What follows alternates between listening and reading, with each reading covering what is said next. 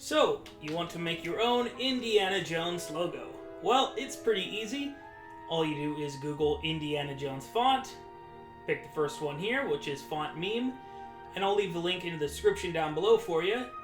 Scroll down here and type in your name.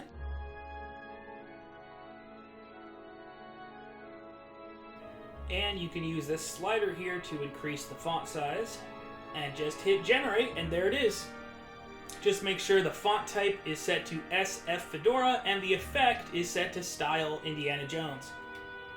Right click on your image, hit Save Image As, and choose where you want to save it. Easy. Now, let's just say you want to take it a step further. The Indiana Jones logo isn't just a flat line like our image is. It has this perspective effect where it kind of trails off into the distance. And this is pretty simple to do with our image too, but we're going to need something like Photoshop to do it.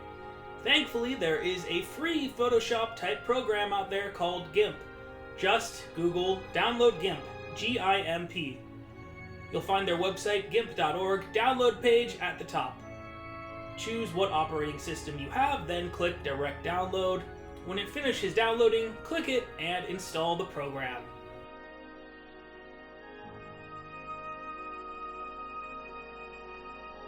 Now, open up your image in GIMP, and you're going to say Ignore PNG Offset. At the top of the screen, click Image, Canvas Size, and let's make sure we make it much bigger, so in my case, maybe I'll just say 4,000 by 1,000. And center, and resize. Now, over here on the right, you have your tools, and the sixth one will be some sort of transformation tool. Right-click that, and select Perspective, and click on the image. Now you can drag these four corners to get the perspective you want.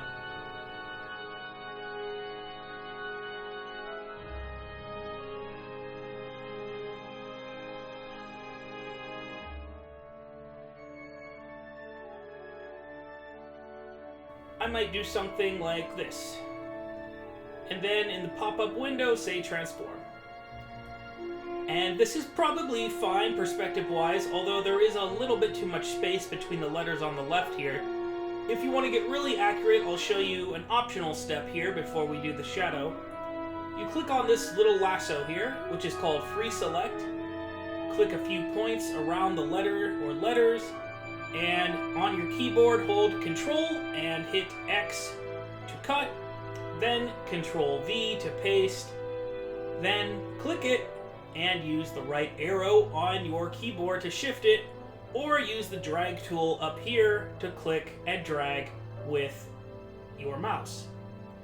Once you're happy with the letter placements, then select the free select tool, the rectangle select tool. Click somewhere else and it's automatically combined with the rest of the image. Now for the shadow. Select your rectangle select tool here, drag it so it contains all the letters, copy it with Ctrl-C, paste it with Ctrl-V, and turn it into its own layer with Ctrl-Shift-N. Up here at the top you click Colors, Exposure, then turn the exposure all the way down and say OK. Now, over here on the bottom left, you're going to drag the new layer with the black text below the layer with the color text. Then select your Move tool again from up here, click and drag, or click and use your keyboard arrows to shift it to the left and down a little bit. And you may notice that the shifting doesn't line up on this side. So take your lasso tool, cut out the last name, Ctrl-X to cut, Ctrl-V to paste, Ctrl-Shift-N for new layer. Click and drag or click and shift to line it up. Perfect. Now let's crop out the extra space here. Grab that rectangle select tool again, drag it over your logo without too much extra room, then click on Image at the top and crop to selection.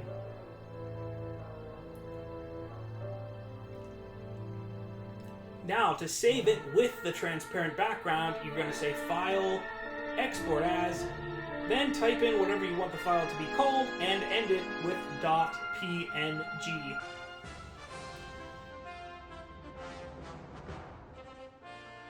And that's it. You can now take your image and use it however you want to use it. Hope you found this a useful tutorial. Please make sure you hit that like button and subscribe for future videos.